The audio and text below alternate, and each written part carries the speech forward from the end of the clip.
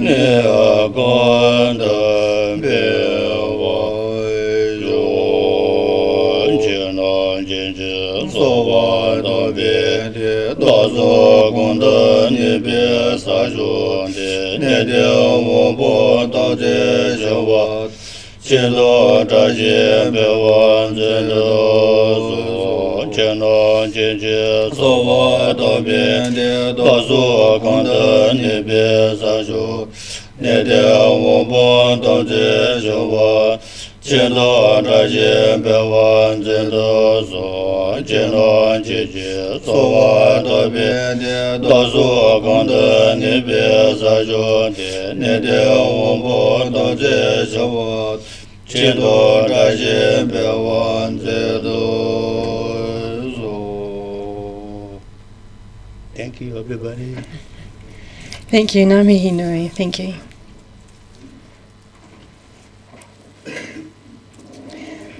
And now for the public forum, I'd like to invite Janelle Watt, the owner, head trainer and behaviour modification specialist at AB Dogs.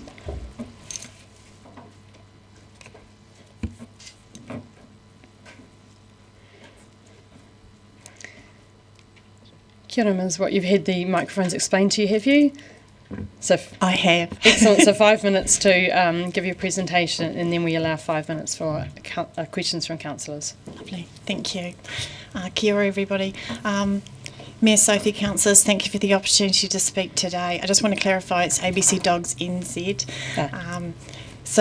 My name is Janelle Watt. I own ABC Dogs NZ here in Dunedin. I work in dog behaviour and training, and I'm deeply committed to preventing bites and tragedies through education.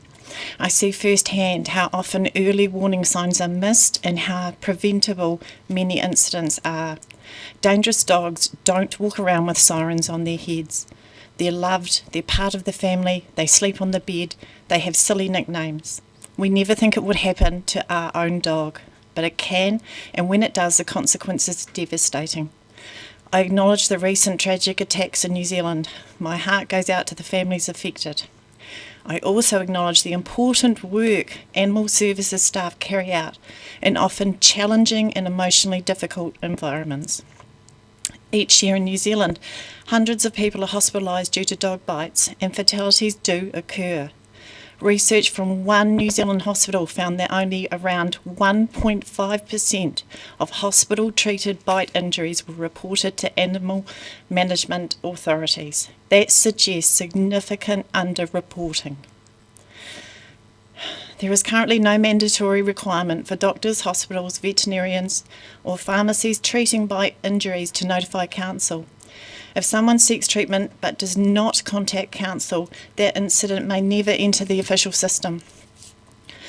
Improving reporting pathways does not necessarily require national legislative reform, though that would be ideal. It can begin locally and begin quickly. Quarterly communications to GPs, urgent care clinics, hospitals, veterinary clinics and pharmacies, framed as public safety collaboration rather than enforcement, could improve reporting awareness and clarify when and how incidents should be notified to the council. Providing simple, consistent guidance would strengthen the data accuracy, improve cross-sector understanding and allow earlier identification of repeat or higher risk cases before patterns escalate. I do acknowledge the Council's wonderful work in safety education efforts. Education is critical. However, small refinements could significantly strengthen impact. Two common myths continue to influence public behaviour.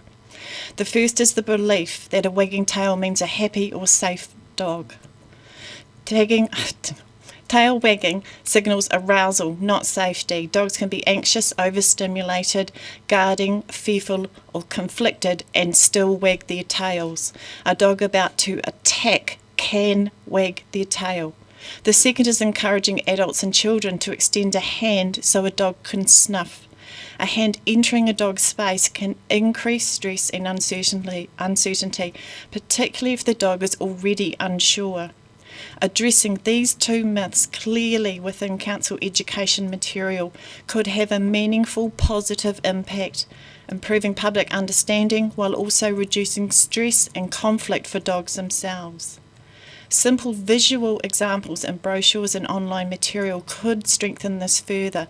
Images showing stress signals, whale eye, freezing, hard steering, lip lifting, sudden stillness.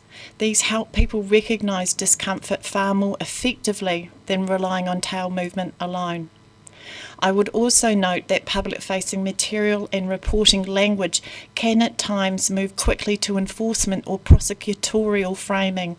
Enforcement is necessary in serious cases.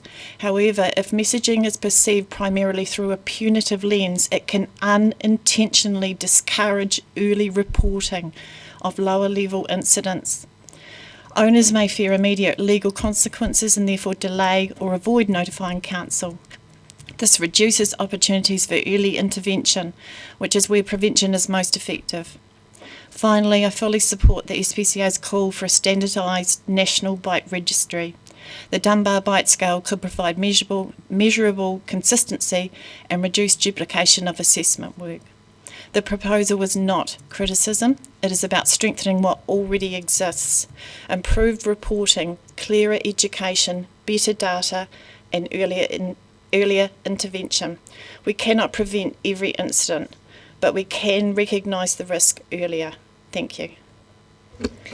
Thank you, Ms. Watt. And the CEO's advised me that you've raised some good points and she will share those with staff. So thank you for that. Thank you. Are there any questions from councillors? Councillor Gary.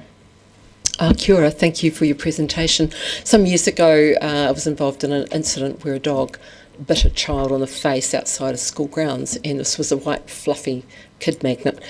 It turned out there'd been past trauma. What I learnt from that experience, our staff here were amazing in dealing with that, but that people don't understand that the doctors and nurses don't automatically report the bites. And these were actually immigrants from the UK, and they just assumed that it'd be reported. What can be done about public education around that? So there is no mandatory reporting in New Zealand. We really do need to recognise that many reports of dog bites, even on so there is a dog bite scale of which is used 1 to 6. I know that DCC may have a different risk assessment, or maybe the Dunbar scale is actually part of that risk assessment. What I am proposing, I know there is a lot of talk about nationalising data and incorporating that bite scale in. But for now, what I really think that we can actually do is strengthen offering people the opportunity to self-report or report on behalf. We're getting into a very difficult area when we do ask health professionals without that framework behind them, which is why we need to keep reinforcing that it isn't about punishment, it's about education and public safety rather than about punitive messages, because people are very afraid. A dog bite does not necessarily mean that your dog is going to receive the full consequences of the law. In many, many cases, they can be rehabilitated with good effort, education and training behind them. And what could we do to advocate to our local MPs as well? Is there an area there that we could do some advocacy? So I do know that many people are calling for a national bite registry, which is a very important part of this. And I would love to see that enforced. However, that will take an enormous amount of effort and an enormous amount of time. I personally believe that we can act now with some of the suggestions. I'll leave some information here, but with some of the suggestions which I've put forward. I think it really does start with offering to pass on information clearly, quarterly letters, perhaps even social media letters, just putting it out there that this is what we would like to see. Please consider reporting because it helps everybody stay safer. Thank you. Councillor Walker. Yeah, thanks, Ms. Sophie, and thanks for coming along today. I've got a question on the myths, and thank you firstly for destroying all those wonderful Lassie movies I watched back in the day with wagging tails. So you talked about wagging tails and extending hands, which is two things that you'll agree are deeply ingrained. Yes. And you said we had to try and address these myths, and you touched on something. So in the context of it being ingrained through Hollywood movies and everything else we see around dogs, how do we do that? And are other countries doing this as well in terms of these two myths that are new to me, actually? So these myths are quite pervasive. They're also generational. Many of us as children would have been taught to put their hand in front of a dog to actually get them to sniff and make them feel more comfortable. And it goes back to better education now. We really need to get those myths out there. The council can help doing that. How they can actually help doing that is by, even on the DCC website, having underneath dog behaviour, having some of that written down as this is what the myths actually are. It always surprises me that people do constantly think that a wagging tail does mean a happy dog. And that myth alone is responsible for many bites and many injuries. Thank you, Ms. Walt. We're out of time. Thank you for your presentation, and the CEO will follow up those. So I'd now like to welcome Terry Taylor, DCC Advocacy Support, Fit for Purpose Pathology Lab in the new Dunedin Hospital rebuild. So Terry, I'm sure you've been here before, but I'm sure you know there's 5 minutes for a presentation and then 5 minutes for questions. Yeah, thanks Mayor Sophie and the rest of the councillors for allowing me to come in yet again and talk about the pressing problems with our hospital rebuild. Just firstly, a little bit about myself. For those that are not aware, I'm a cancer diagnostic medical laboratory scientist at the hospital, specialising in lymphoma and leukemia diagnostics, working in a completely dilapidated, falling to pieces laboratory in the main hospital at the moment. And I've put up with that for nearly 33 years. So I think it's about time we got something a wee bit better. Now, I've given you a brief overview in the letter I wrote to James Meagher, which I think everyone's had a wee look at. Just to reiterate the main points of that. And another thing just to put on the table here, I'm here representing the New Zealand Institute of Medical Laboratory Science, and my role as a professional leader, I'm not representing anyone else.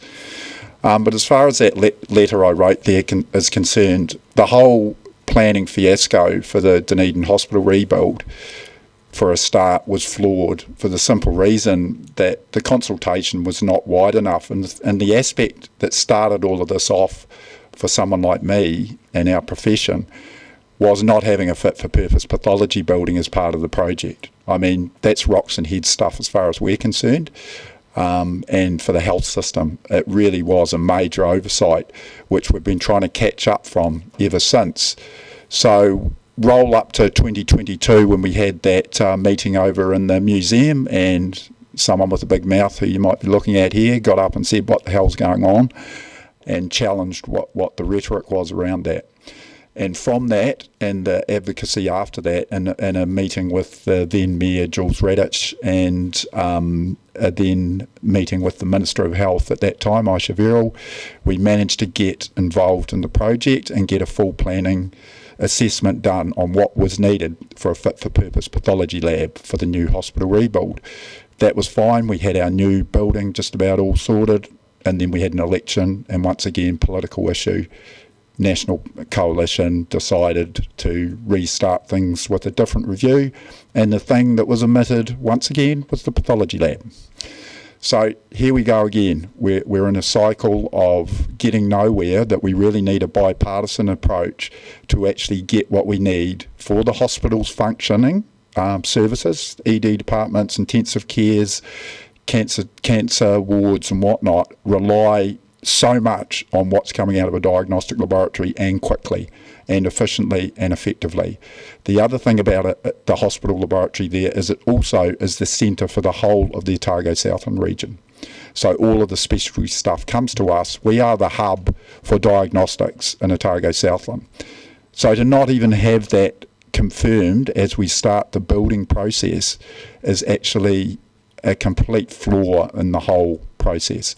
Now, at the moment, you'll be all well aware that there is a shelled off space on the 6th floor that hasn't been decided what anything's going in there.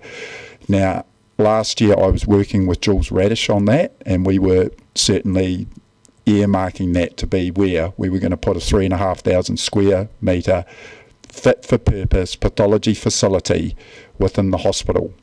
And our next phase was early this year to start really pushing for that politically and try and get a decision before the election. As far as we're concerned politically, this is a win-win for everybody.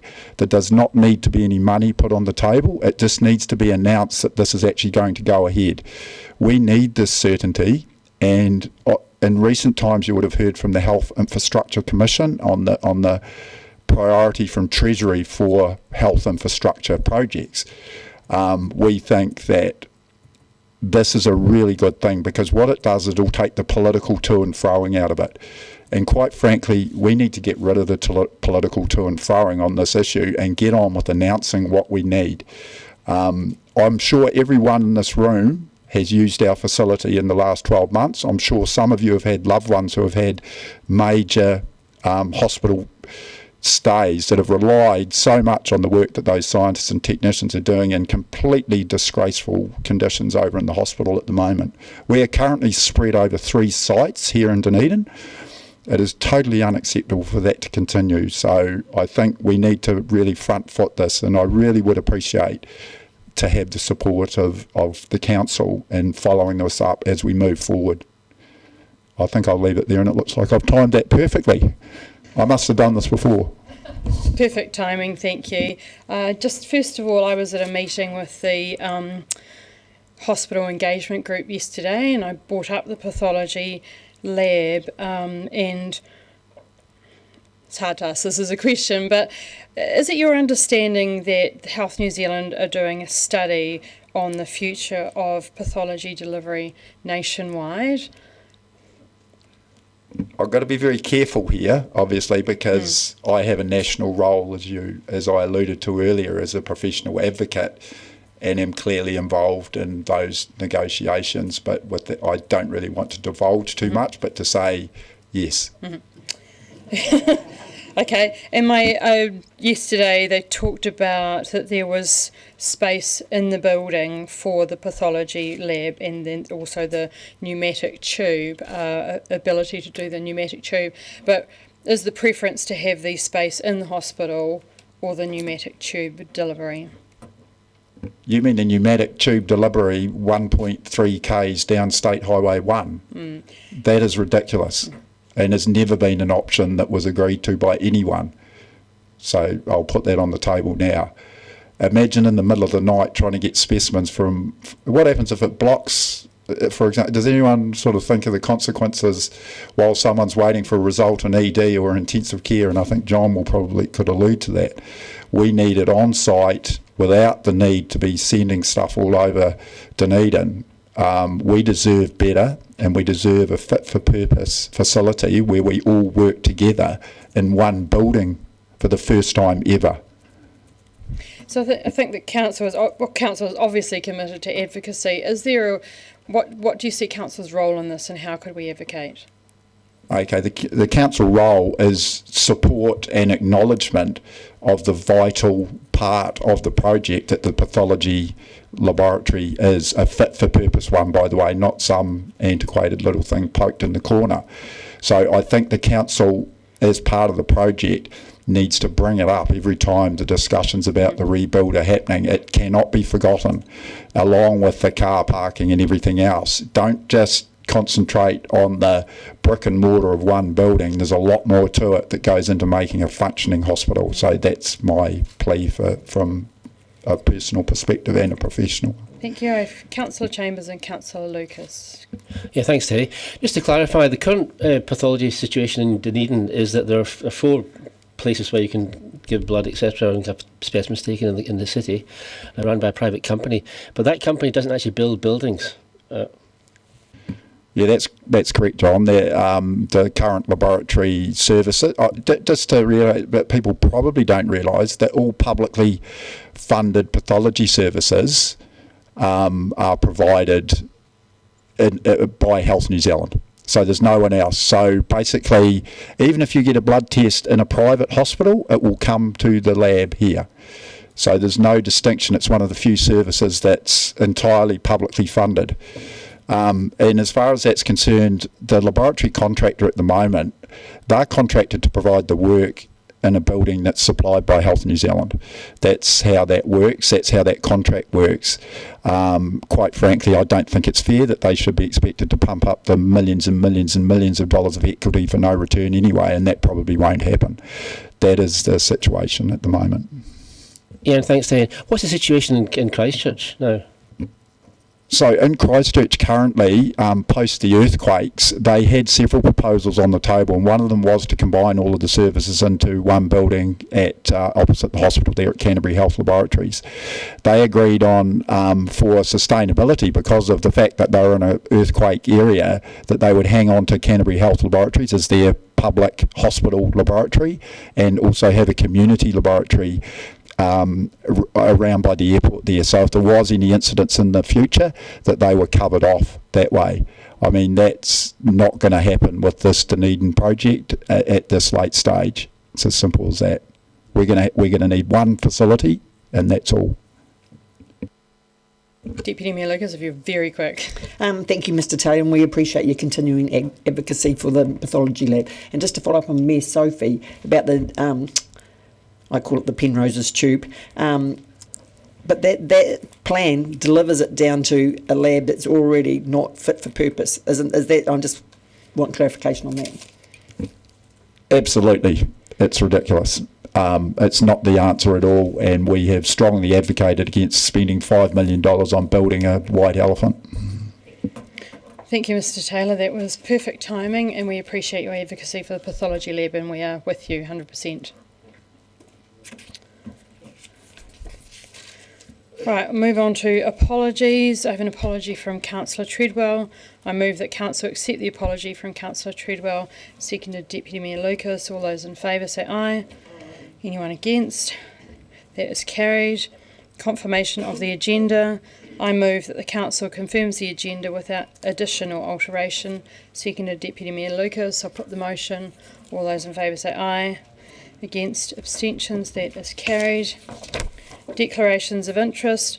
Members are reminded of the need to stand aside from decision making when a conflict arose between their role as elected representative and any private or other external interests they might have. Are there any changes or updates? Therefore, I move that the committee notes the elected members' interest register attached as attachment A and confirms the proposed management plan for elected members' interests. Notes the proposed management plan for the executive leadership team interest. Seconded Deputy Mayor Lucas. I put the motion. All those in favour say aye. Against? Abstentions? That is carried. Move on to the confirmation of minutes. The ordinary council meeting of the 12th of February 2026. I move that the Council confirms the public part of the minutes of the ordinary council meeting held on the 12th of February 2026 as a correct record. Seconded Deputy Mayor Lucas. I'll put the motion. All those in favour say aye. Against? Abstentions? I declare that the motion is carried. Move on to reports. Item 7, actions from resolutions of council meetings. Ms Graham and relevant general managers will respond to questions. Councillor Gary, then Councillor Lund. Thank you, Your Worship. On page 32, Te Awa o Tākau Issues and Opportunities report, the matter of the Joint Harbour Initiative. I see that is not going to be kicked off this year. Do we have any understanding of the why? I'll get there if I may. No, but we can get confirmation. I understand it went to the councillors at the regional council, and they resolved to carry out integrated catchment management in other areas, but not Dunedin at this point. So that would be good to understand why, because we have waited so long for that. Thank you. Councillor Lund. Following on from that, does that delay with the Te Awa Otakau, the Dunedin Harbour, does it affect any of the work or design for the South Dunedin Flood Protection Scheme? Because I'm assuming that the integrated catchment plan will require stormwater approvals for discharge into the harbour. Thanks, Councillor. No, it won't delay any of that. We'll still run through any regulatory process that's required. Right, but at this stage we're unsure. We don't have certainty that the regional council will provide consents to discharge stormwater into the harbour, or what volume that might be. Well, we already discharged stormwater into the harbour, and so, and Mr. McLean has said this shouldn't and won't impact Southie. The regional council are taking a very pragmatic response to issues related to South Dunedin. Okay, so we're relying on pragmatism. Just want that recorded. No, we're not relying on pragmatism. But Mr. McLean has said that this won't have any impact on the work in South Dunedin. All right, we'll park that. Next one is, I'd like to know regarding the memorandum of understanding with the Christchurch City Council, where this is February last year that council resolved to investigate opportunities for shared services for the Three Waters. And there's been no formal progress. The report says that staff are working constructively with the DCC, but I'd like to know what tangible progress and what examples of benefits from the shared services have there been, and when will there be a formal agreement signed? Through the chair, I'll take this question if I may. As the statement alludes, Councillor Lund, we are working with Christchurch City Council on a number of topics. Those topics are foundational in nature, and by that I mean asset management plans, asset management discipline, engineering standards. So these are things that the Department of Internal Affairs is also looking at nationally. So we're very aligned there. And these are things that will endure progressively over time, but you won't see any immediate benefits in terms of productivity. It's not expected, but in terms of alignment of procurement, alignment of design outputs and so on. These are things that will yield productivity and efficiency gains progressively over time. That's understood, but it would be useful for council to know, specific examples of what they're doing. Even if we have a brief report saying this is what we've done, we've aligned we've formalised the standard contract for certain types of procurement. We've got a new code of practice for something like that. It would just be useful to know, because otherwise we're in the dark. Are there any other questions? Councillor Gary. Thank you, Your Worship. Page 36, the hearing committee recommendations on the draft reserve management plan general policies, and it just reminded me that the Otago Harbour reserves management plan was signed off along with the others, and just wondering how the easy wins that were identified in that, if that work program is kicked off. And this is for probably the Chief Executive or one of the staff. And you may not know, but I'd be interested in you getting back to me. Yes, certainly, Councillor. We'll get back to you on that. Councillor Sims. Thank you, Mayor Sophie. I was just wondering, I couldn't find it on the list, the resolution regarding the RFP for a homeless outreach service for Dunedin, and I just wondered where we're up to with that. I think the RFP closed at the end of January, and just wondering when we can expect the proposals to come before the council. So the applicants have been assessed. We've shortlisted 3 applicants. We'll bring a report back to council shortly. We're meeting with the leaders of the portfolio, hopefully next week, just to give them an update. But yeah, a report's coming back to council, after which council will need to decide whether it's offered. The service is offered in-house or by an external provider. Then the most appropriate application will be selected. Sorry, so we would expect that in March? Yeah. It'll be the end of March meetings. It's unlikely to be the budget meetings on the 4th and 5th. Okay, thank you everyone. I move that the council notes the open and completed actions from resolutions of council meetings as attached. Would anyone like to, thank you, Deputy Mayor Lucas seconded. Would anyone like to speak to the report? Therefore, I will put the motion. All those in favour say aye. Those against, abstentions, that is carried. Now move on to item 8, the proposed water supply bylaw 2026. Mr. Ward and Mr. Campbell will speak to the report.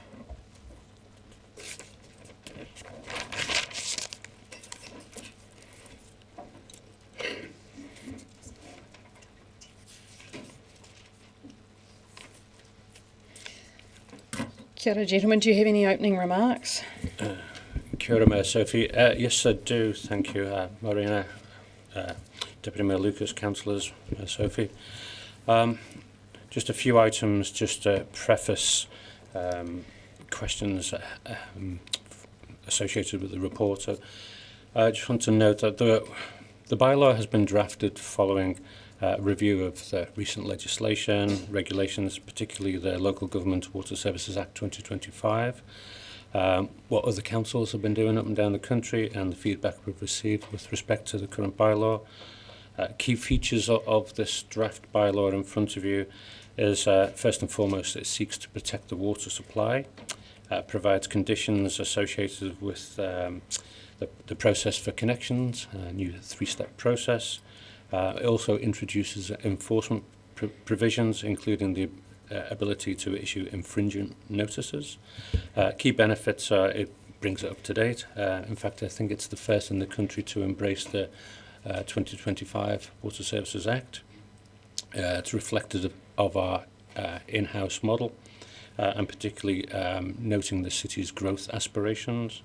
And we believe it's straightforward, clear, and therefore user-friendly. And something to note, the structure of the report requires us to make several determinations as a function of the Local Government Act 2002. Thank you. Thank you. I just have one question, which is just around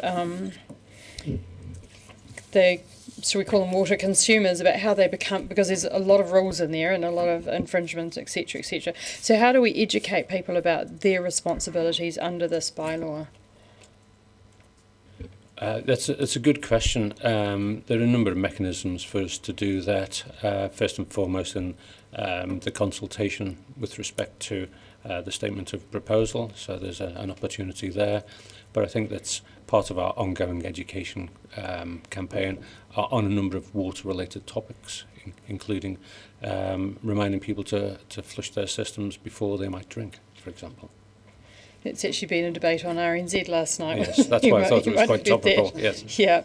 Okay, I have got Councillors Lund, Sims, Vandervis and Hall. Councillor Lund. Mr Ward, when we did the dangerous buildings bylaw update, we had the old bylaw and we had the changes tracked so it was easy to follow. Why did we not do that with this one? I think it's quite a different bylaw in terms of the provisions. Track changes would, I think, not be easy to follow. So we started afresh with this one.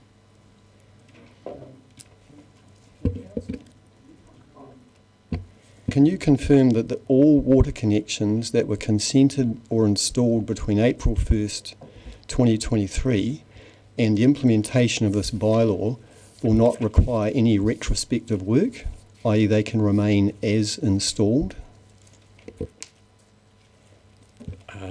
Is there a particular reason for the question, Councillor? Well, my understanding is, and I'd like your guidance on this, that the bylaw that Council relies on at the present time from 2011 expired 3 years ago. The current bylaw hasn't been revoked, so I believe we are able to rely upon it. There's a legal opinion that says that the bylaw was meant to have been reviewed by 2021 and work started in, I believe, February 2018. The bylaw review process... Just one moment, is there a question there? And also, if you're wanting to question the legality of something, Councillor, it's probably a good option to do that in non-public. Microphone. I'll leave it that is my understanding, and we'll await some legal further information on that. But is it true that under the new rules, a new connection to a house with an in-ground garden or lawn sprinkler system of any size, or with a section of over 1 hectare, will require a meter and a backflow preventer? Thank you, Councillor. I can take that one. The bylaw separates supplies into different categories, ordinary and extraordinary. this was an approach taken under the 2011 bylaw as well. What we have done is, based on feedback and experience over the past few years, tried to refine the definition of extraordinary use, which leads you to determine what's an extraordinary supply, and an extraordinary supply is a metered supply. One of the limbs of the definition of extraordinary use that we've added is a size threshold, and for properties in particular zones, and yes, that is set at 1 hectare. To go to the question, so yes, if you meet that definition of extraordinary use, you would be an extraordinary supply and require metering. The backflow question is separate. Backflow requirements would be assessed for all properties depending on the backflow risk, hazards, and the water use at that property. And we've referenced in the statement of proposal that council is also, or staff are also developing a boundary backflow prevention policy, which would give some transparency around the council's processes for determining the level of hazard risk for boundary backflow and the device required. And if I could just remind councillors that this is a draft bylaw ready to go out for public consultation, right? So we have to have a starting point. And so this document is that.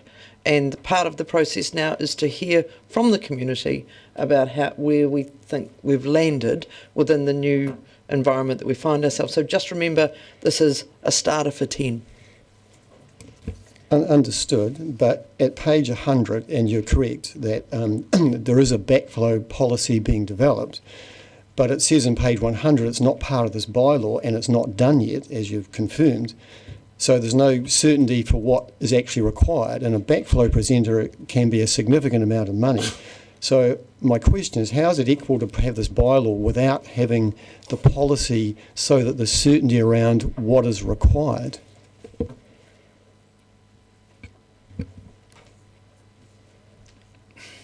These provisions are developed in parallel so that we can adhere to the principle of protecting the water supply. That's our guiding principle here. And in terms of giving certainty, as Chief Executive Graham says, this is our starting point for consultation. If there's elements that we need to accelerate to make sure that they're fully aligned, then we will do so. As it stands, it recognises the role of the backflow prevention, physical. Right, Councillor Ong, you've had Councillor Lund, you've had 5 questions, and I've got 5 people on the list, so I'll just put you at the bottom of the list if that's okay, and we'll go back to the other councillors so they can have a chance as well. Councillor Sims, and then I've got Vandervis Hall, Ong, and then Lund again, and Deputy Mayor. Thank you, Mayor Sophie. I'm just teasing out a point that Councillor Lund made, but so page 53, extraordinary use, section L, clause 3, is the fixed garden irrigation system. And page 67 then sets out the conditions of an extraordinary supply that it needs to be meted, and the council will not be obligated to supply water.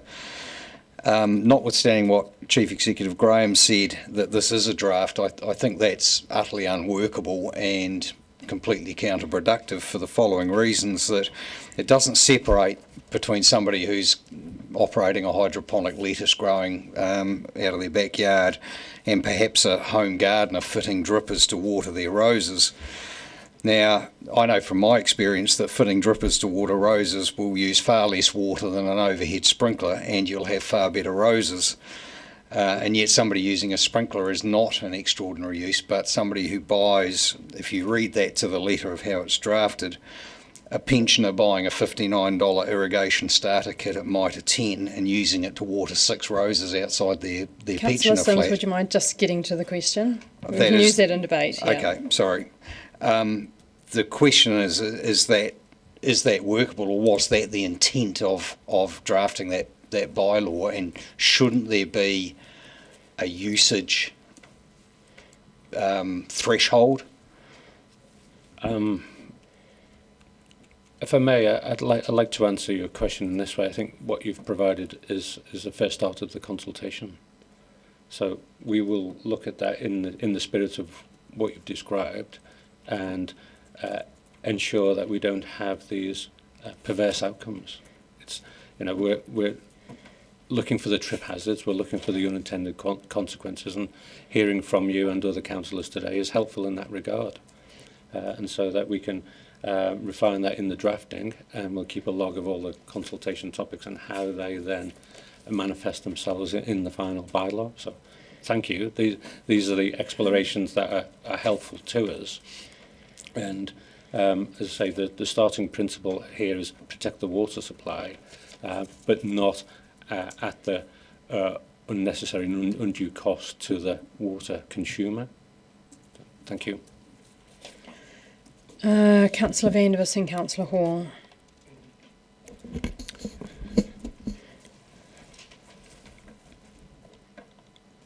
The extraordinary water supply issues hopefully will get sorted, but I'm wondering also what this bylaw does in terms of charging. Is the charging regime that we currently have for water going to be different under this bylaw?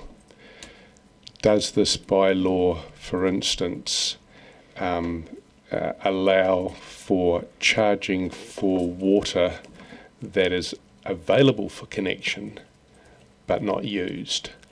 I had a look through it and I couldn't see where that issue had been crossed. Thank you, Councillor. Charging for water arrangements, there are provisions in the bylaw that empower mechanisms for charging. Charging is also, or fees and charges are also a matter covered through the Council's long-term plan and annual plans. I think perhaps you're referring to charges for, in the current sort of long-term plan and annual plan, there's a split between charges for serviced and serviceable. There's no change proposed through that bylaw, through this bylaw proposal to that regime. Given that there is no change, could we have that specified in this bylaw?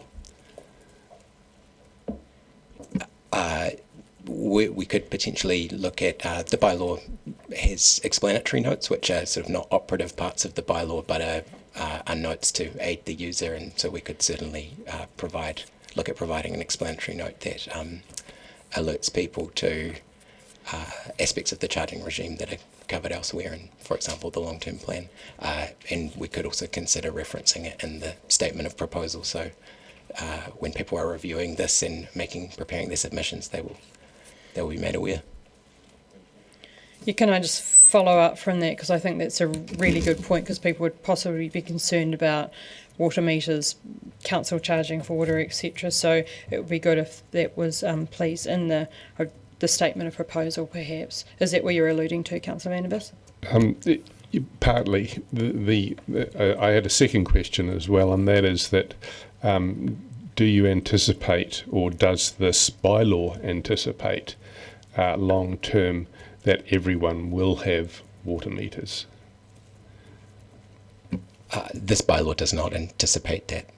Should the council make a decision in that direction in the future, I think an amendment or a revision to the bylaw would be required. So it's only extraordinary use, and you're going to re-look at the extraordinary use implications, or the way it's defined. And Mr. Ward, can you just clarify what the new legislation, does it require metering? Thanks for the question. I need to double check. I don't believe so, but the more and more the government is putting an emphasis on water metering as a mechanism for water stewardship. Less so about the payment structure, the commercial elements. It's more around governance and stewardship of the water that has been produced and is conveyed through the supply system. So meters are a great tool for tracking leakage and water that doesn't make it to the household. And can you confirm that all the connections that have been recently made to residential places at least actually have a capacity for easy addition of a water meter? And when did that process begin? The, what do we call them, Toby boxes, they're future-proofed for that reason, and even one-day smart meters, should that be beneficial and directed by council. So we try and make sure that we install once and it ensure the structure allows for future upgrades. So that's from now on. For how long have the new Tobys been future-proofed? From what date? I couldn't give you a precise date, but a good few years now. Councillor Hall and Councillor Ong. This one's close to my heart, as I've had to put a backflow valve on an ice machine once before, and it cost more than the machine did. My question: the bylaw requires annual testing for testable boundary backflow prevention devices. Who's responsible and how will compliance be managed? Page 72, clause 5.73 says the devices must be tested annually. Thank you, Councillor. The annual testing is a requirement of the Drinking Water Quality Assurance rules. So those are rules made under the Water Services Act 2021 that apply to us, the Dunedin City Council, as the drinking water supplier. So we've included this provision in the bylaw basically to enable us to comply with those regulations or those regulatory requirements on us as the supplier. In terms of who's responsible for the testing, Council's approach currently and propose to continue in this way is that the council does it, and we test the customer's boundary backflow prevention device, and there is a fee for that annual testing. However, we also enable some large customers that have multiple suppliers, multiple devices. We can enter into an agreement with them to test their own devices and provide the results to us so that we can demonstrate our compliance with that regulatory requirement. I would just finally note, if I may, that there are sort of two regulatory regimes related to backflow prevention in New Zealand. We're talking specifically about boundary backflow prevention through this water bylaw, which is, as the name suggests, preventing backflow from the customer system back into the public water supply system. Under the building code and building regulations, there is also a regime for what you might call internal backflow, so that's preventing backflow within a building, and that's a separate regulatory regime and not part of this discussion here. Thank you. Last question. The statement of proposed mentioning restricting supply as an enforcement measure and using infringement offences with fees. What triggers those steps and what safeguards are to make sure enforcement is proportionate? Page 101.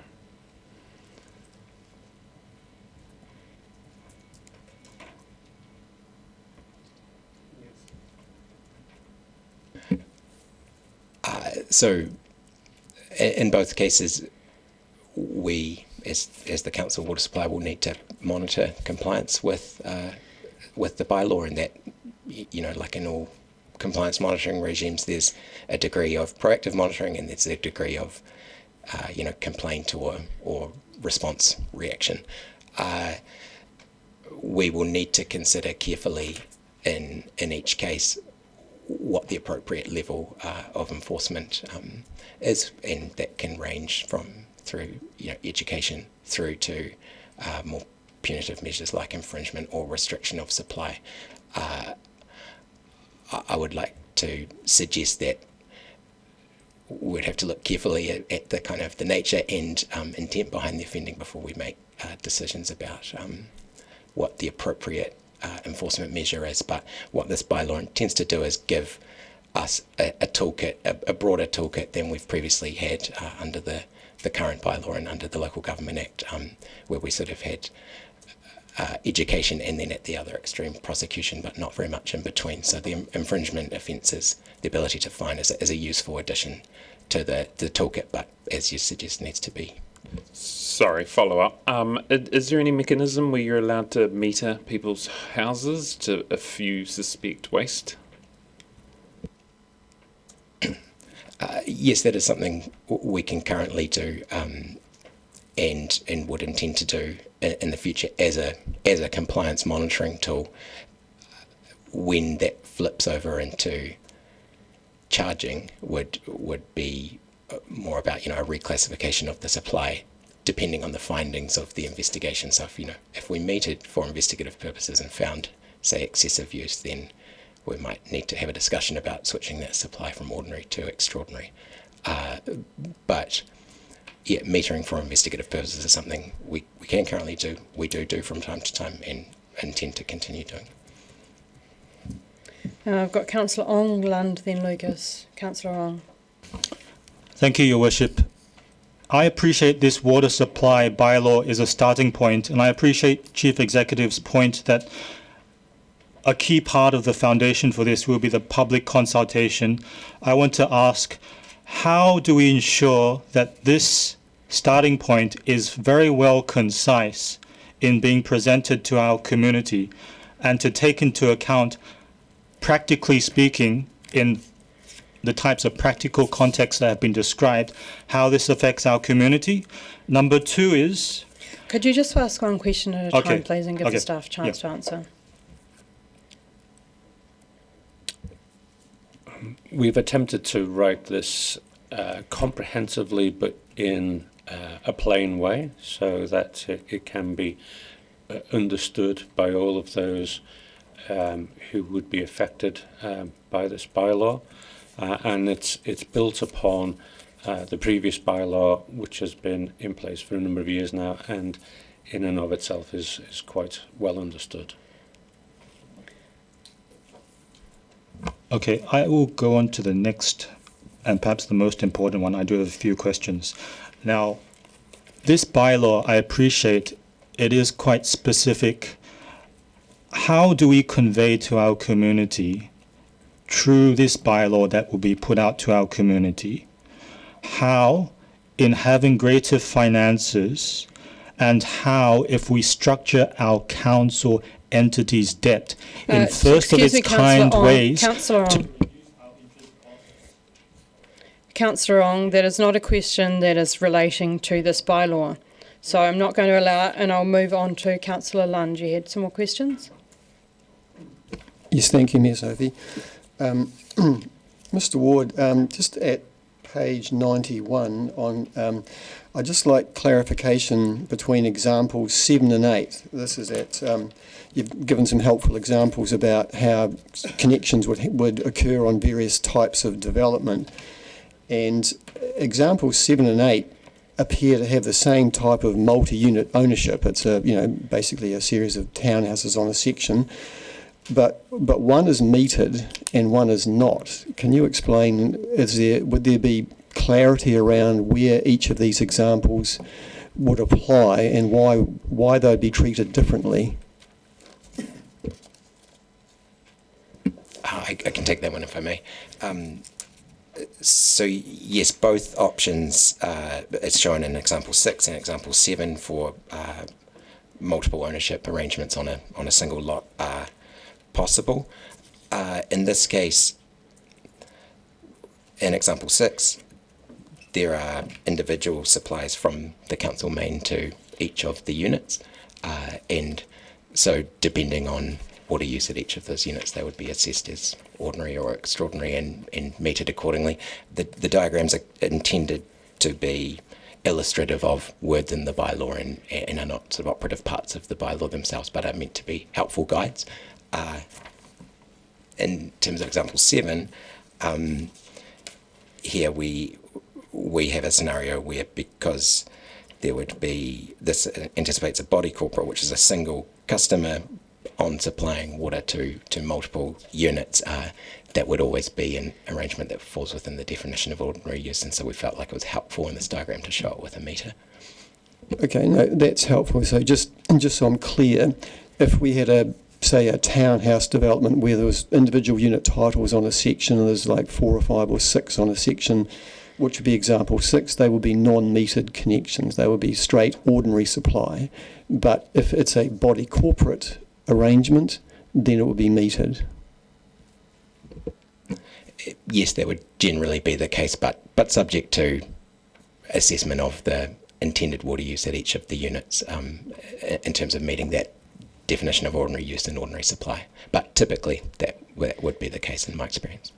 And if I may add, please, Councillor Lund, this is an example where having received feedback in terms of the provisions of the current bylaw and what works and what doesn't, and what developers' aspirations are in terms of how they structure their development and the titles associated with that.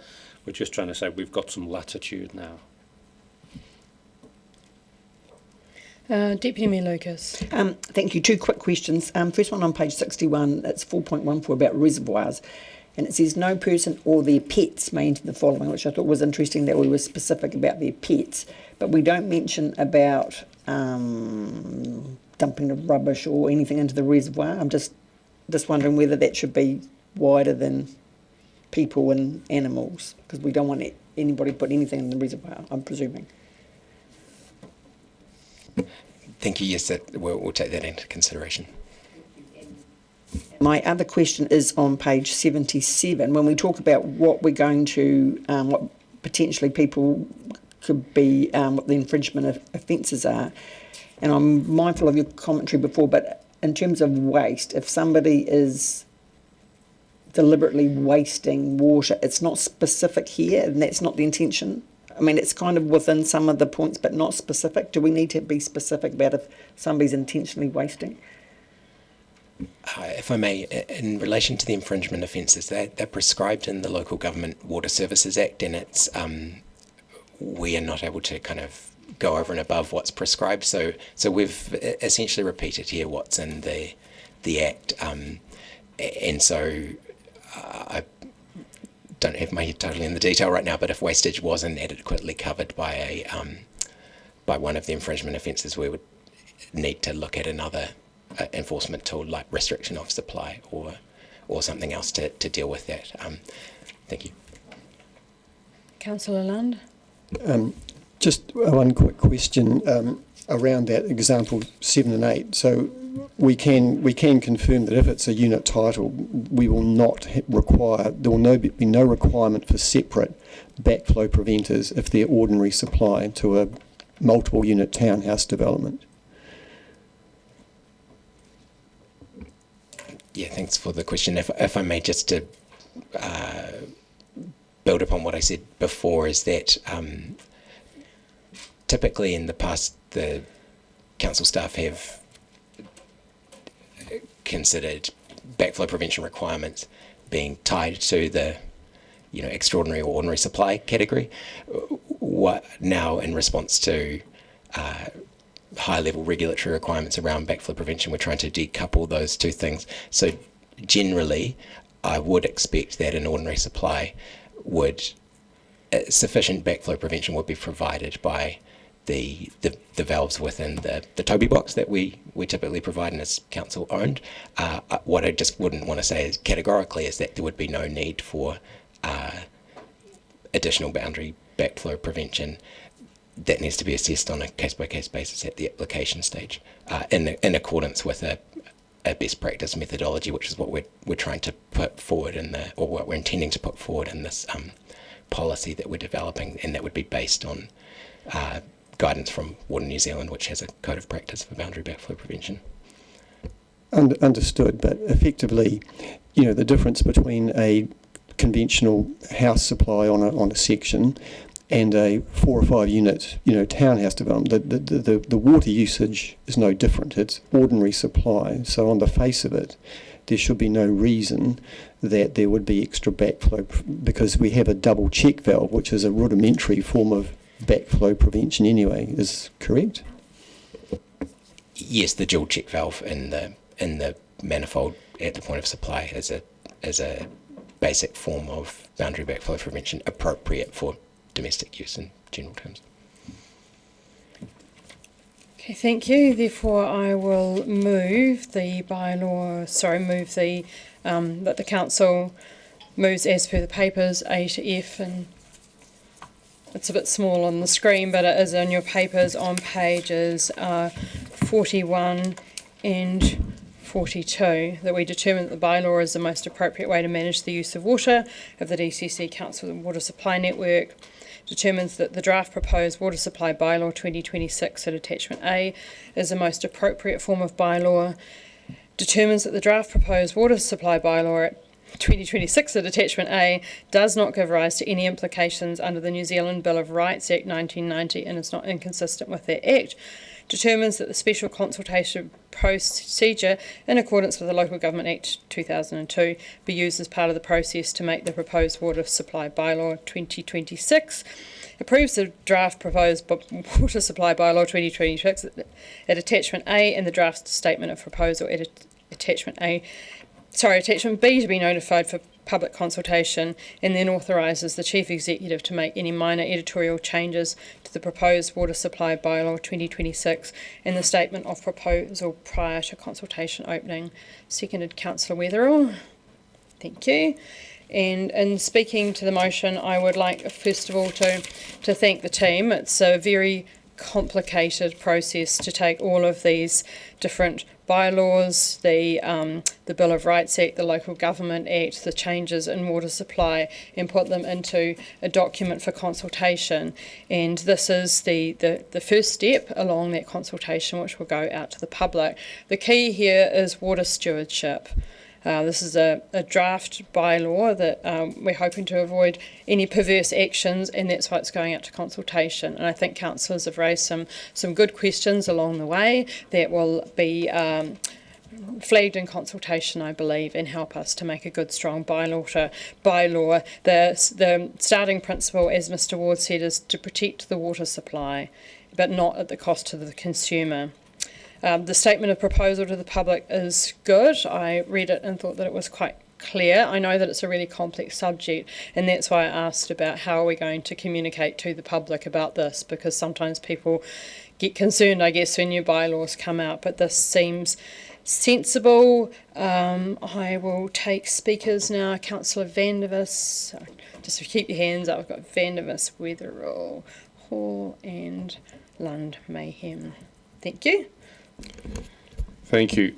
I'm able to vote for this, but I am a bit disappointed that it seems that some of the implications, quite serious implications, which have been highlighted this morning, weren't anticipated in the drafting of this bylaw. Chief Executive Graham has said that this draft bylaw is just a starting point for consultation.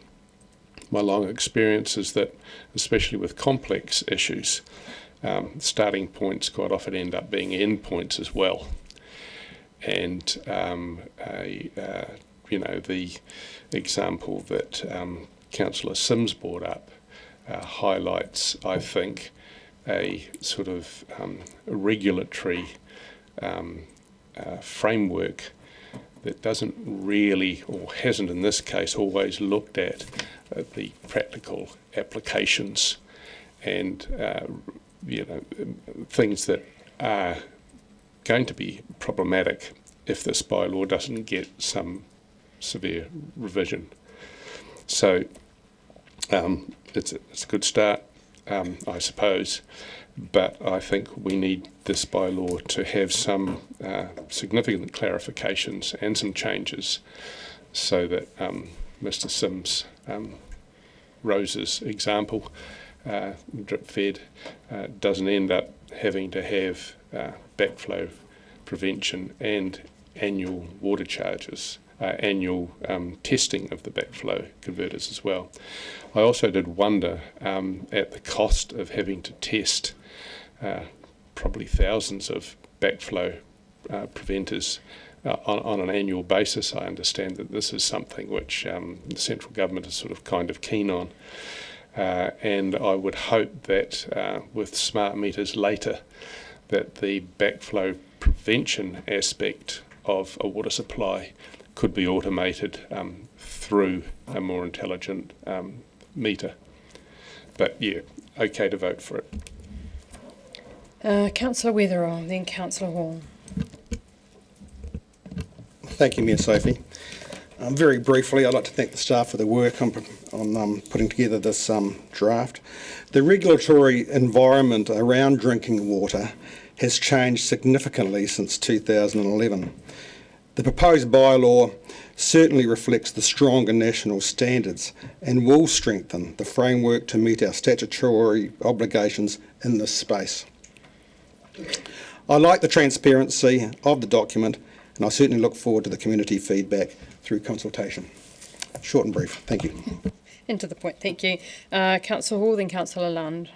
Thank you, Worship. Item 8 is an important step. We are not passing the bylaw today. We're deciding whether the draft water supply bylaw 2006 and the statement of proposal are ready to go out for public consultation. The bylaw touches on real everyday issues, connections, metering, backflow, and how we prevent wastage and protect the network. I'm comfortable supporting this going to consultation on the basis that we are clearly explaining the practical impacts, especially at any cost or compliance, expecting for households and businesses, and that we genuinely listen to the submitters before anything is final. Thank you.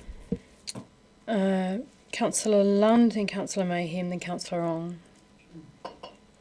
I agree that it's a complex subject, but I would concur with Councillor Vandervis that my impression of the draft is it's a bit rough around the edges, and I understand that Council's prime aim is to protect the water supply.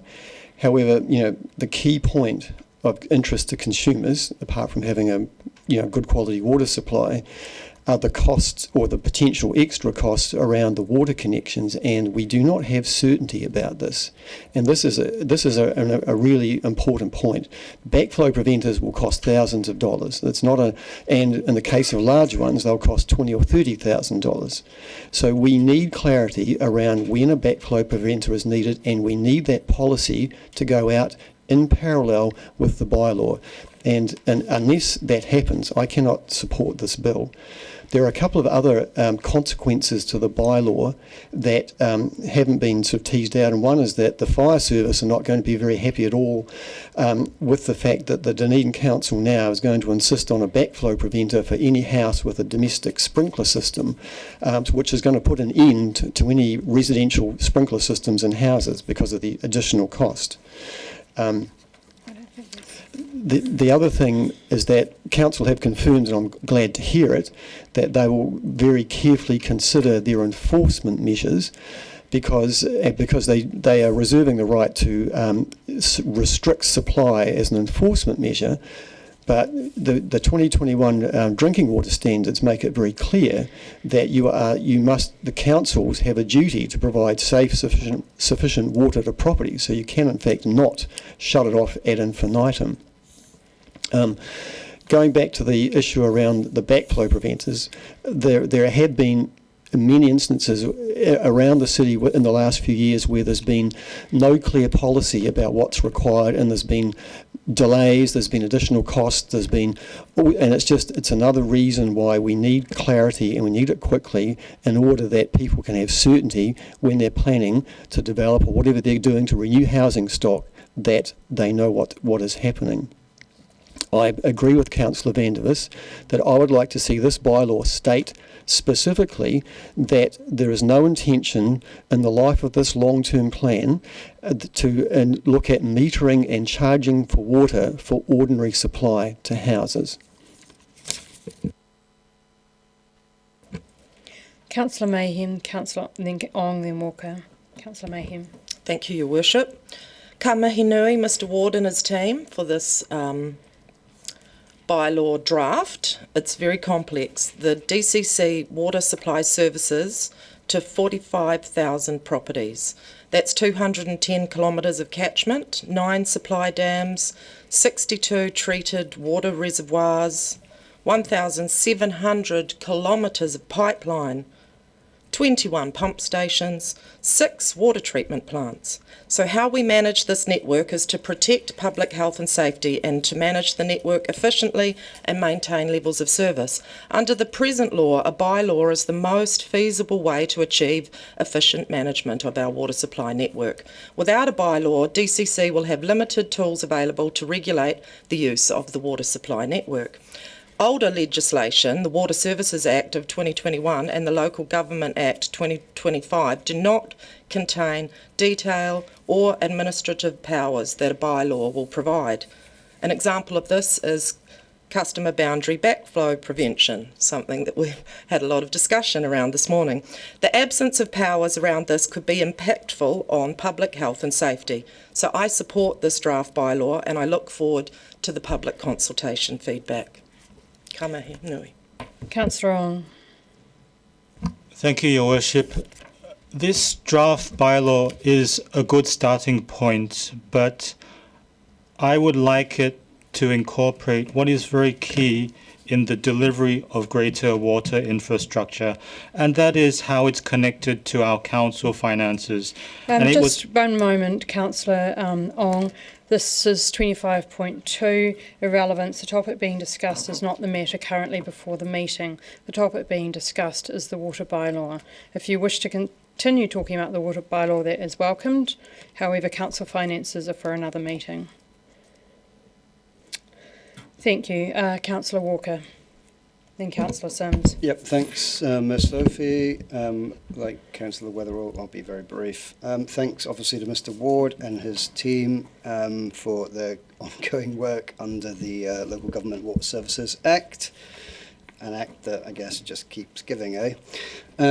When I read this, it was clear, it was understandable, relatively straightforward, and having been around the table for a wee while now, was written as intended. And I'll use somebody else's words. It was intended as a starter for 10 to go out to the community for feedback.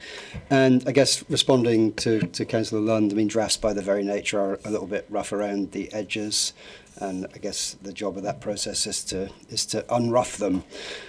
So ironically, I guess the questions from Councillor Lund, Councillor Van der Vos, Councillor Hall, Councillor Lucas and Councillor Sims this morning, although very valid and I think pertinent questions, I think they should be entered as part of what is the consultation process. So I urge them to feed those excellent questions into that process, so ultimately we end up getting a bylaw that is absolutely as fit for purpose as possible. Thank you.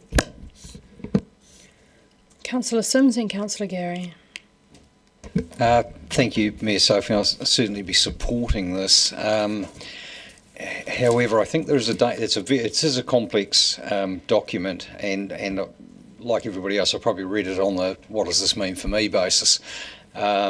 In defence of backflow preventers, there's obviously a lot of uses around the town where having a backflow preventer is a very good idea, but I think that needs to be sorted in terms of just wholesalely fitting these things that then have to be tested annually.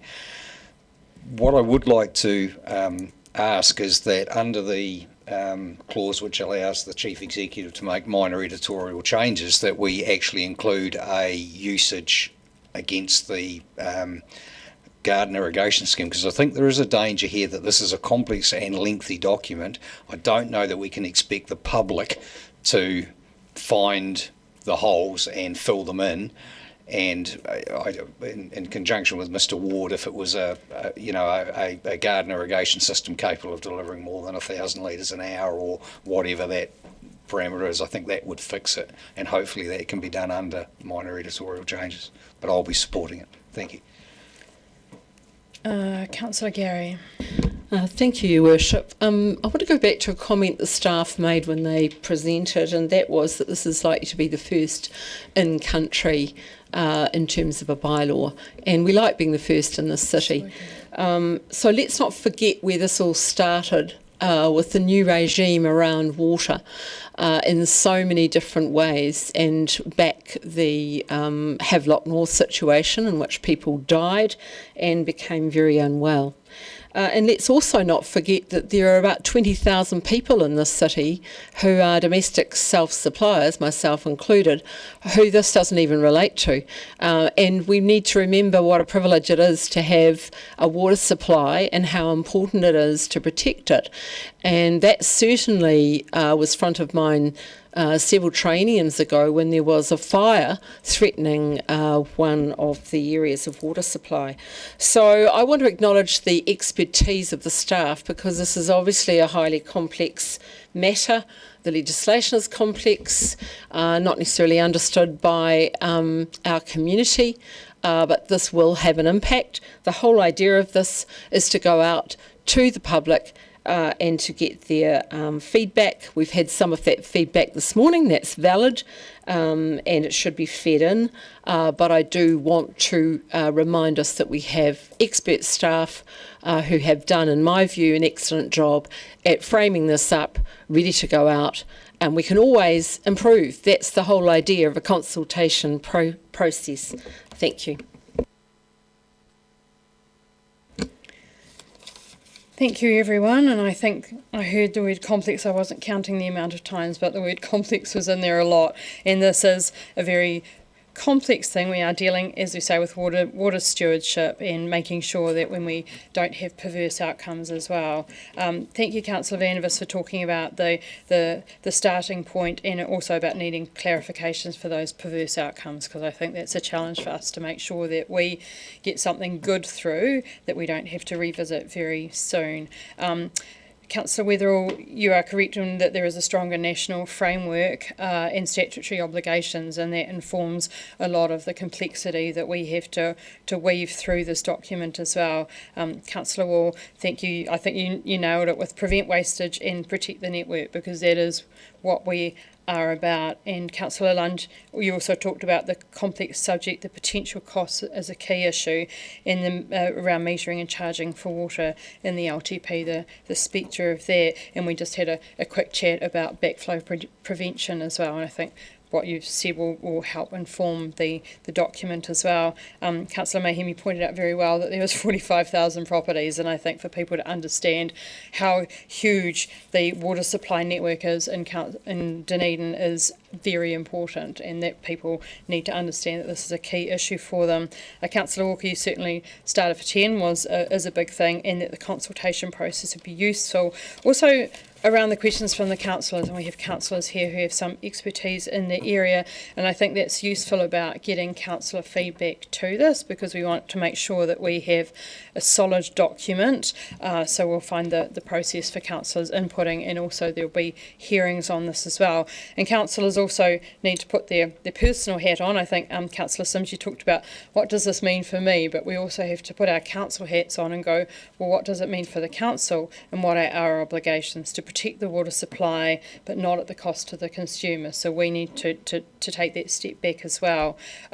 Also, when you brought up about gardening, I think that there's a challenge sometimes when people go over the line for a private supply to a commercial supply and become a business, and I think that's something that we have to consider during this process as well.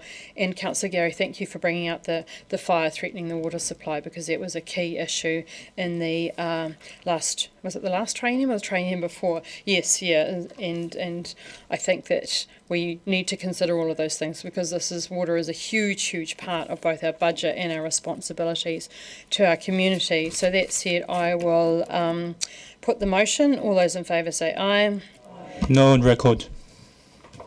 Those against?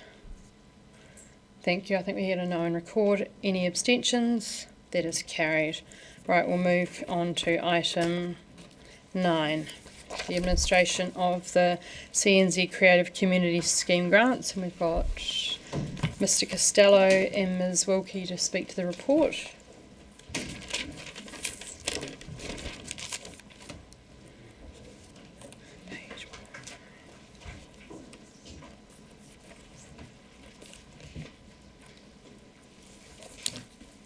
Kia ora, councillors.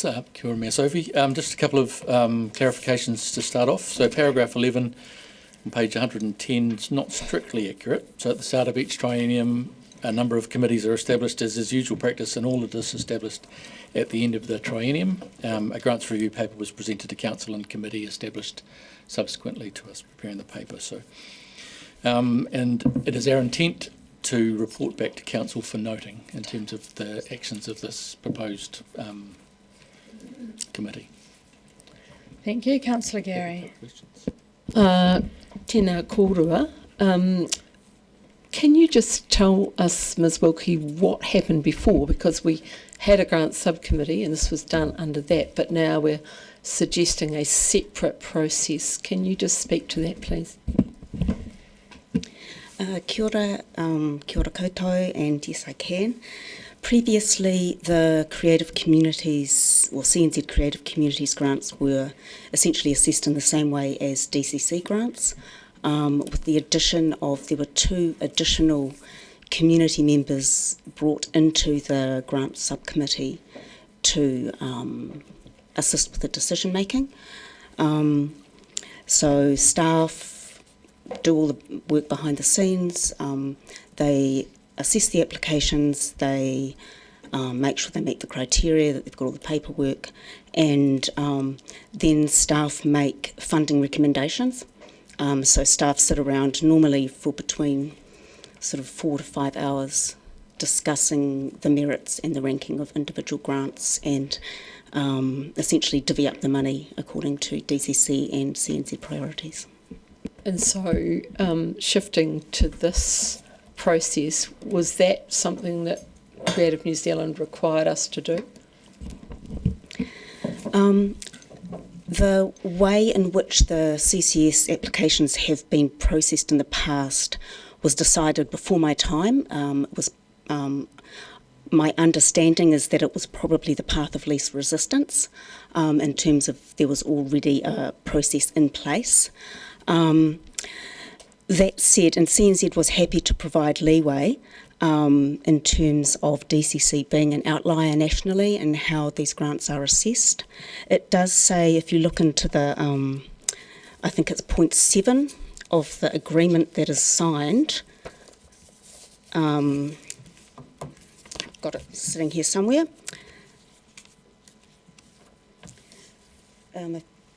Sorry, if you look at point 7, it actually states that the territorial authority will ensure that the scheme is administered according to the guidelines and will adhere to the provisions for the composition and appointment of any assessment committee. That has not been the case in the past. I don't think it has been a huge issue for CNZ, but in terms of administering a grant system that is supposed to be administered by the community and by people directly involved in the arts, that hasn't been taking place. So I guess I'm trying to understand what triggered this now that we have a grant subcommittee which is going to be re-established. It couldn't be done, it was done under that, could be done again, but what I'm trying to understand is what triggered this adherence to the strict guidelines of CNZ, I guess. Is it that interim period when we didn't have a grant subcommittee? No, this has actually been discussed for a number of years, and it's only just coming up. Now that various things sort of got in the way, the way trienniums fall and the way it's very difficult to change delegations once they're actually written down in black and white. So it's sort of being able to present this at a time in which there is the ability to make change. Thank you. So just as a follow-up, I just note that the Community-Based Assessment Committee requested that there's 1 or 2 elected officials, and is it correct there was possibly around 5 elected officials on the grant subcommittee assessing these grants? Yes, that is the case, and that is actually in direct contravention of what CNZ recommends. CNZ guidelines state that there should be no more than 2 elected officials, and they should comprise no more than half of any advisory of any selection committee. Thank you, Councillor Lund. Thanks for that, Ms Wilkie. Do you think, well, firstly, in the disadvantages, you note that there's no certainty that we'll continue to receive the funding if we don't comply with the CCNZ guidelines?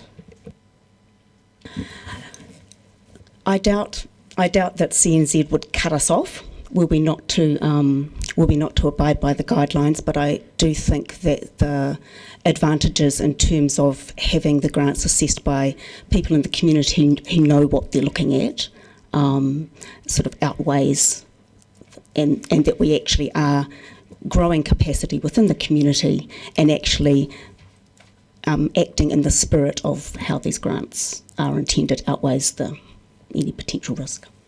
Do you think there's a possibility of a sort of a third option where we could, for context, we get I think $93,000 a year from CCNZ, and we're establishing a separate committee for this 93. And I take your point that we've got 5 councillors on the grants committee. We're only supposed to have 2. If we appointed, for example, an extra for the specific purposes of a subset of the grants committee meeting, maybe at the start, to deal with these grants, rather than establish a whole new committee, could it not be run kind of as I think Councillor Gary was suggesting, as kind of almost a subset of the grants committee? If I might jump in, I think that's the old model, which we had representatives appointed to the earlier triennial grants committee with specific delegations around certain grants. So that's how we used to do it. This is refreshing it to align properly with the CNZ guidance. If I could maybe just add to what the CE has said, one of the other specific requirements is that everybody in the committee is directly involved in creative activities and is directly involved in the creative communities to some depth. You've given us a helpful spreadsheet of what other councils are doing around the country, and there's some gaps in there. So, how much leeway do we have in terms of the guidelines? I mean, we're obviously a bit of an outlier at the present time. At present, I believe we may be one of 2 or 3 territorial authorities throughout the whole country who do this. I'm not sure how many ones there are in the country. It would be over 50. 67, there you go. I was going to say over 50. The ones I looked at were ones that were similar in size and operated similar in a similar manner to the way we do. Auckland, for example, has its own separate committee, but it's a much larger one. And we do see there that there are a couple who have their own sort of arts councils, so they contract that out. I have Councillors Lucas, Ong and Gary. Deputy Mayor Lucas. Thank you. Just following on from that comment, and I note in the agreement that we can contract out to a third party. So did we look at that? Is there anybody in the city who we could contract out to? I would say no at this stage. There's nobody with either the capacity or resourcing to do that. Community trust is not an option. They're not specifically an arts organisation. Councillor Ong.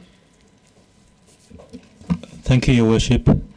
Now, just on the CNZ guidance, do you see that as being an impediment to having this under the Grants Committee? Because it seems like if we can, it's better to have a very streamlined and financially optimized approach to deploying this amount of capital that we have allocated, and at the same time this amount of capital, do you not see that if we demonstrate how we are going to multiply the effectiveness of this amount, which is not entirely sizable, but it can have an outsized positive impact for our creative communities if we can demonstrate that, and then thereon can we ask for more funding from here? I'll answer the second part of that question first. No, we can't ask for any more money from CNZ. This is governed by a very specific way of assessing it. There's $15,000 per territorial authority, and the rest of it is allocated on a per capita basis. In terms of financially optimising how it works, that's not, I mean, the money will always be going to the community and directly to the community. Councils are strictly prohibited from using any of the funding that's allocated through CNZ for any other reason other than dispersing it directly to the community. So it will always go there. The main difference is that it would not be essentially staff making recommendations and the grants subcommittee agreeing to them or disagreeing to them. It actually puts the decision making in the hands of the community as is intended with this particular grant. I would say it's also worth saying that this is not council money. It's Creative New Zealand money.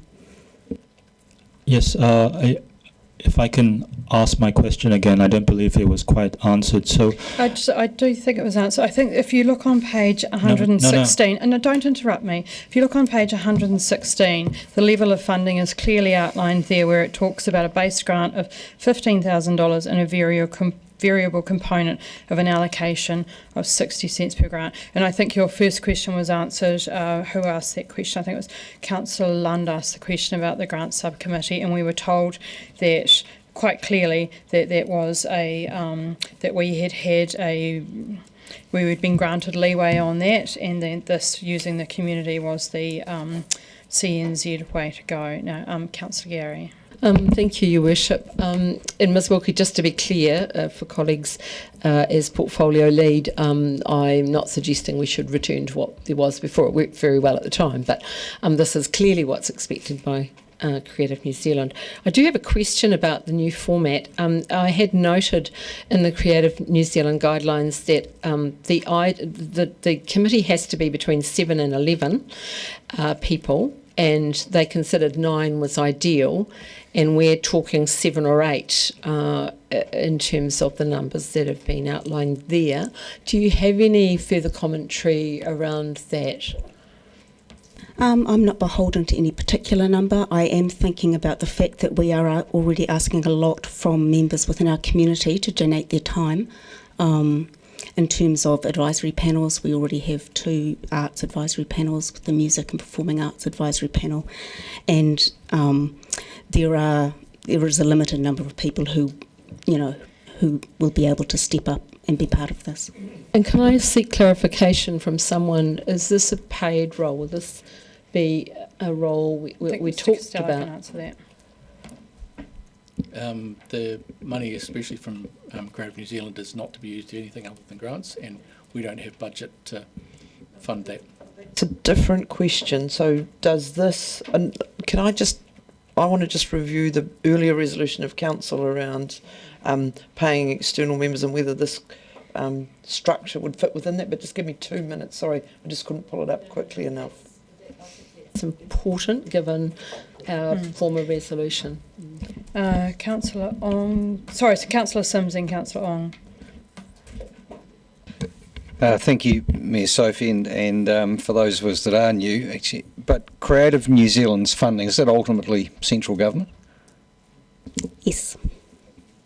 Thank you. And then second to that, in terms of separating the Creative New Zealand from the grants subcommittee, and I understand why you're doing that to meet their requirements, but is there then a danger that applicants bounce from one to the other? There are different application criteria for applicants applying to grants. There is already crossover between the grants. Sometimes we do have applicants who will apply for a Creative Communities grant to support one part of their project and a DCC Arts grant to support another part of it. That's completely allowable, and they're allowed to do that. What we do find, however, is that the Creative Communities grants are certainly more elastic in who's allowed to apply. You can apply as an individual. You don't need to be a formally constituted organisation, for which DCC Arts grants applicants must be, and that actually limits the availability of the funding within the city. So we're really fortunate for our artists, some of whom might be doing fringe things. It might just be a couple who want to put on a community project. So it's actually a lot more flexible. And one of the roles that staff do is we sit down and talk to applicants before they even start filling out a form to recommend which one might be the best for them and how best they might structure their funding options. Thank you for the comprehensive answer. That's great. Just the last bit then, last question then is, can the Grants Committee gain oversight of the work, the substantial amount of work that's going to be done by the CNZ, the staff responsible for the CNZ grants, other than via an elected member that might be sitting on both? I'm sure we can report back and let council or a grant subcommittee know the decisions that have been taken. That's not a requirement, but we can certainly do that.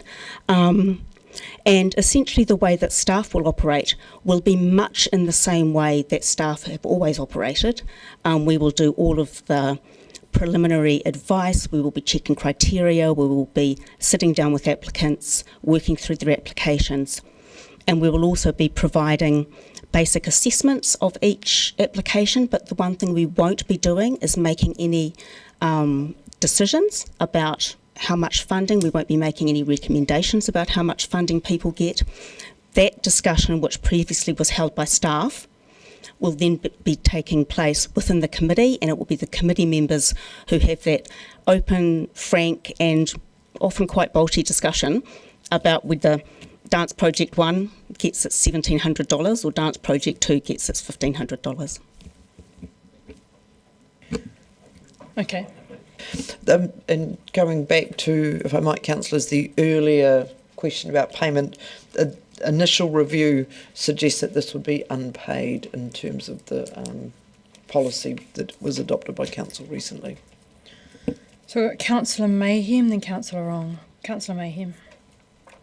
I think this is following the questions Mr Sims was asking. If we were to allocate 2 creatives to the grants committee, could those 2 creatives also be part of the 4 community representatives that, and maybe our Mana Whenua rep as well, and maybe the grants committee meets and then the Creative New Zealand committee meet, the Creative Communities funding follows on from that. Half the people leave and a couple of people stay and cross over into the other group?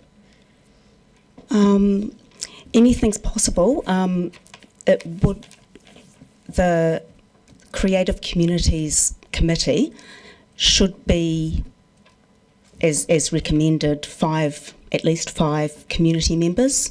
So theoretically they could be brought in to a forum like this and sit with whichever elected members are sitting on the committee as well, so it could run like that. Knowing how long the usual grant subcommittee meetings are, it would be substantially longer. You would have to set aside an afternoon for the discussion. And then the trick would be knowing when the committee would finish and the next group would come in, so maybe it would have to be a separate day. Can I just talk about the next steps, because there will obviously be some councillor involvement in the group. So the next steps, because generally we have a template that comes back with setting up a committee that's attached. So would a template come back in a report to council with the names of the councillors to be on it? Would that be the part of the next step while recruiting the community? That could occur. It would be. It would put an additional time barrier into the process. All I want to understand is when we're appointing, at what stage do we appoint the councillors? Does it come back as a paper? The option that I have for the councillors is that would be by mayoral appointment. Okay, sorry, I didn't. Must have missed that. Thank you, Councillor Ong. Thank you, Your Worship. I would like to confirm on Chief Executive's point, this will be unpaid roles for all the new committee members. And can we have, as one of the 2 elected members that will be decided on from council, for one of them to be from the grants committee itself, and the other one, as stated, can be decided based on someone who has very specific arts experience? Do you agree it would make sense to have someone that's already on the grants committee to be one of the 2? Because this is also a different kind of grants committee as well. Just following up on Ms Wilkie's previous advice, that the Mayor will take that under advisement, I am sure, in appointing the councillor reps. Thank you. Therefore, I will move that. Thank you, team, for answering the questions. Therefore, I'll move that the council approves, as per the papers, approves the establishment of a community-based assessment committee to undertake CCS assessment and decision-making, the composition of which is as follows: 4 general community representatives across a range of creative disciplines, a youth representative, a mana whenua representative, 1 or 2 elected officials with appropriate arts knowledge and experience. Notes that CCS administration, applicant support, assessment of eligibility and provision of information to applicants in the assessment committee would continue to be done by the Aratoi Creative Partnerships team. Seconded, Councillor Gary. And in moving this, I think it was interesting to me to find out that we weren't actually, or that we were an outlier nationally, and I think this gives us a good chance to pull us back into the process that is wished by Creative New Zealand and time to abide by their guidelines. We've had leeway, we haven't followed the process in the past, and apparently this has been discussed for a number of years, so this is a good opportunity for change and to make sure that we have the correct makeup. We were in direct contravention, having had around 5 elected members in there when the recommendation is 1 or 2 elected members. We do receive government money from Creative New Zealand, which is great, around 90,000, and it's good to have the community involved in those decisions, especially the creative community involved in the decisions on that, and that was actually what Creative New Zealand required of us. So I commend this and fully support it. Councillor Gary, then Councillor Mayhem. Thank you, Your Worship, and thank you for moving this. I will be supporting this, and particularly in my role as portfolio lead for culture and arts. It's a new way of working, and I was aware more recently that we hadn't followed the guidelines of Creative New Zealand, but they had allowed us to continue. Pardon? To continue with it as it was set up, but as Her Worship suggested, we have the opportunity now to do it as they prescribe, and I think it's a really positive move. I have seen the way that the arts community and other community reps have inputted into decision making using their lived experience to inform those processes, and they're sometimes different from those of us who haven't had those experiences, and for the arts community this actually continues to build on trust with council, to be honest, and so I think it's a very positive thing that the community that will benefit from those grants will be part of the decision making. It's more of a participatory regime than it perhaps had been before. I really like the fact there's a youth representative, and Ms Wilkie and I have talked just recently about the fact we have, arts, emerging artists among our youth, but we have arts prefects at all of the local secondary schools. They acknowledge the importance of the arts.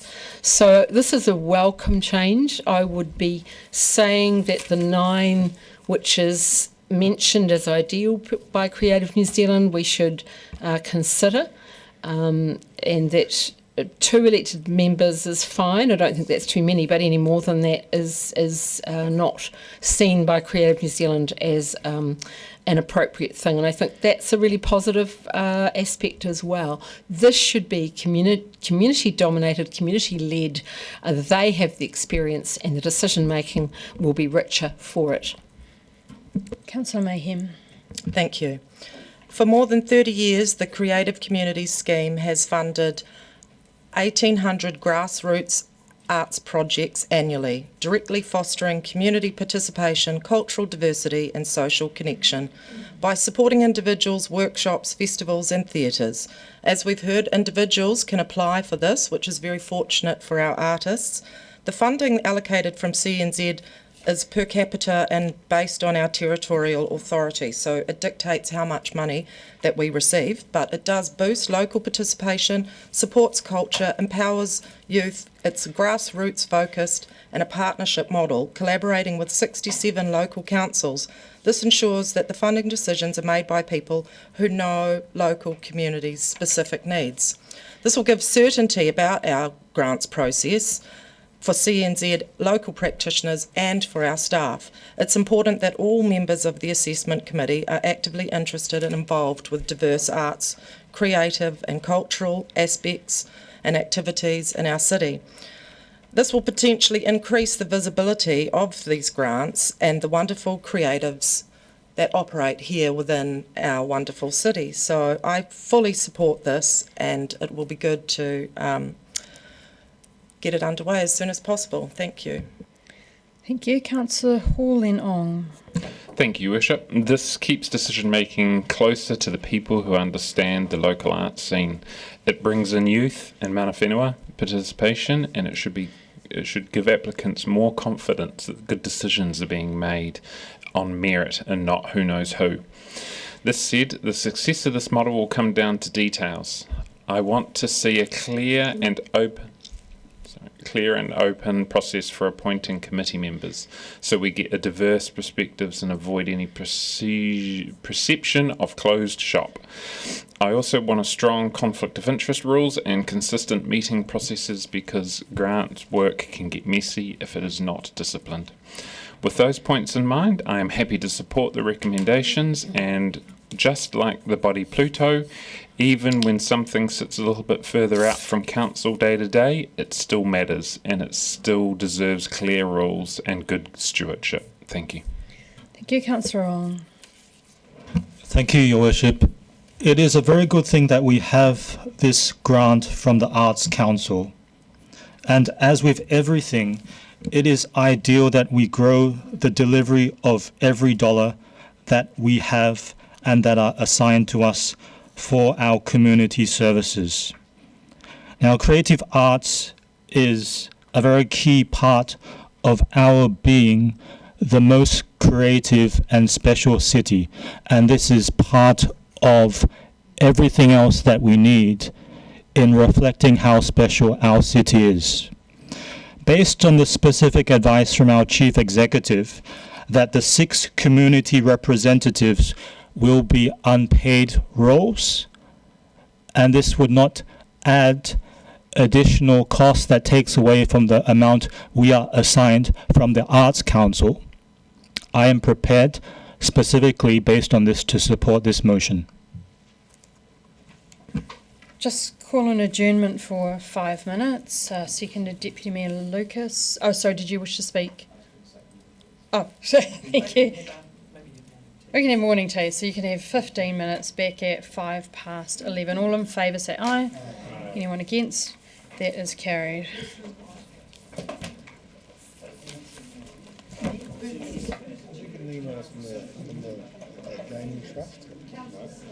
Just to publicise on the council's website some of my business.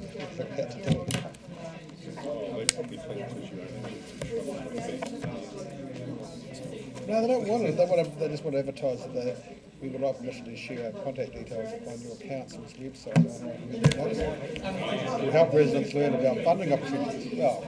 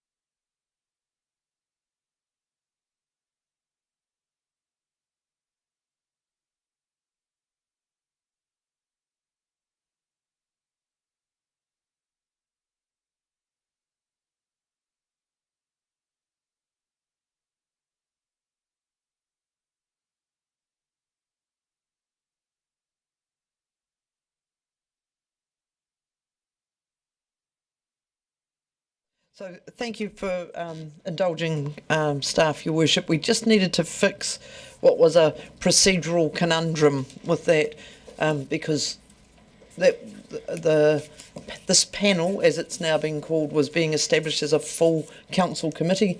I didn't think that was the intention, nor did I think that was efficient, establishing it as a full committee of council, which comes with a whole lot of requirements under the Local Government Act and under Lagoima, and it gave it more status than the grants subcommittee.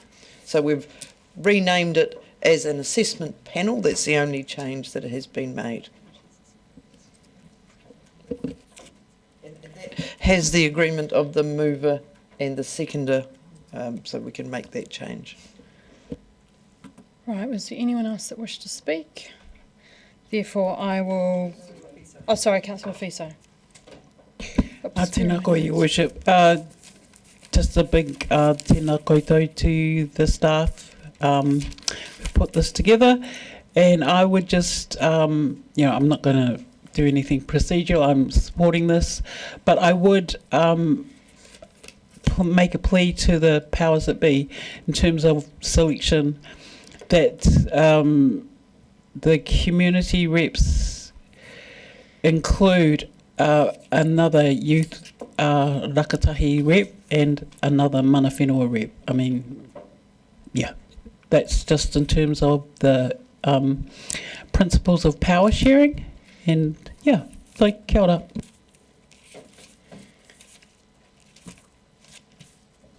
Thank you, Councillor Lofeso. I didn't do right of reply. Sorry. So thank you, Councillor Gary, for seconding this and for seconding the change as well. We do need to do what Creative New Zealand are wishing us to do and to make the changes as we have been out of time. I appreciate that it's a positive mood and that the community will be part of that decision making. And Councillor Mayhem, you also talked about the grassroots focus, the importance of the grants to the community. And having people that are actually interested and involved in the arts on the panel, that was very important, and also around increasing the visibility of arts. And I think that's important when we've got a wide range of people on the committee to be able to get out there and talk about the arts grants as well. Councillor Hall, thank you. I think that you put clear rules and good stewardship, and this is what this is about, is actually following the rules that we haven't been for a little while and making sure that we've got a clear process for appointments. And I think that all of the community will want to make sure that there is a clear process for appointments as well. Councillor Festo, thank you for talking about the selection of the community members and for advocating for mana whenua and for youth as well, especially as part of your portfolio, and really appreciate that, and we shall have a look at that. Right, now I'll put the motion. All those in favour say aye. Against, abstentions, that is carried.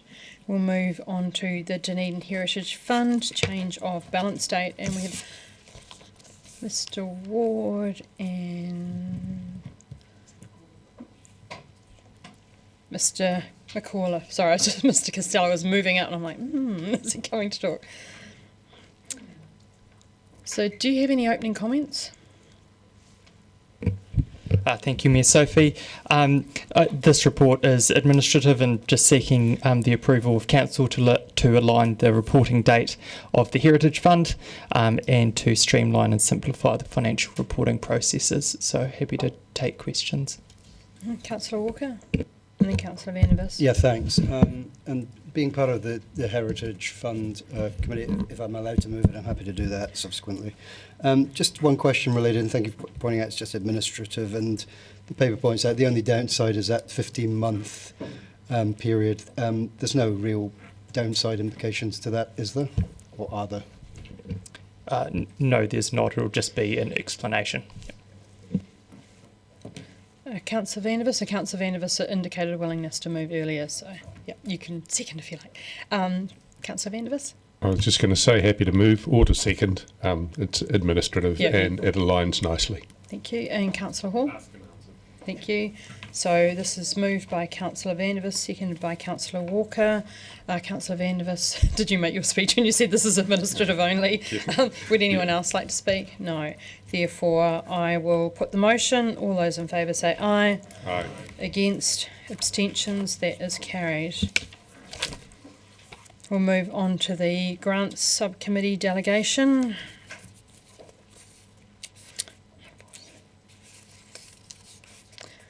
And Ms Mirand is coming to the table.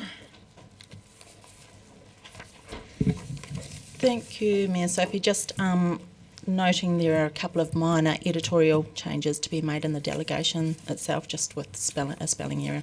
Okay. Thank you. Questions?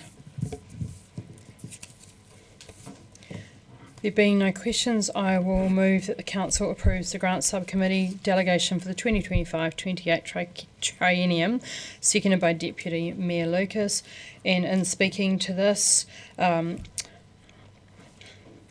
the start of the triennium, there was a challenge with putting in a subcommittee around the grants, and I think this is tidying this up and also providing for change. And we've seen that in the Creative New Zealand grants paper that just came earlier as well. So this is tidying this up. Thank you to the councillors who are agreeing to be on the grants subcommittee. We're trying to share the workload around, and it's good for, especially for new councillors, to have the ability to sit on the grants subcommittee. It's good to be able to debate it, but better to be able actually to live it. So thank you very much for that. Would anyone else like to speak? Therefore, I will put the motion. All those in favour say aye. Those against, abstentions, I declare the motion is carried. And we'll move on to a resolution to exclude the public. I move that the Council, pursuant to the provisions of the Local Government Official Information and Meetings Act 1987, exclude the public from the following part of the proceedings of this meeting as set out in the agenda. So I'll adjourn the meeting for 5 minutes. Seconded Councillor Walker. Put the motion. All those in favour say aye. Against, abstentions, that is carried.